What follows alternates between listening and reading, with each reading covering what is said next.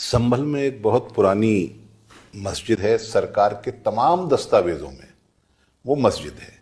और एक बार अंग्रेजों के जमाने में 1877 में एक कोई छेदा सिंह थे, उन्होंने इस मस्जिद पर मंदिर होने का दावा करते हुए केस किया था। मुरादाबाद की अदालत में भी किया था और वो मामला हाई कोर्ट तक भी गया था। ये बुनियादी जो आरोप था वो यही था कि यहाँ ये मंदिर है अच्छा और इसमें हमें पूजा करने का अधिकार दिया जाना चाहिए। अच्छा अच्छा। तो मस्जिद कमेटी के उस वक्त कोई चेयरमैन थे फजले यार खां।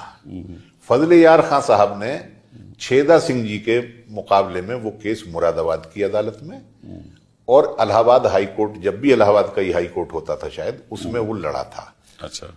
तो कोर्ट ने मस्जिद के पक्ष में फैसला दिया और छेदा सिंह जी पर जुर्माना लगाया कि आपने अदालत का समय बर्बाद किया। तो एक बार जब हाई कोर्ट तय कर चुका है तो लोअर कोर्ट को तो ये सुनना भी नहीं चाहिए था।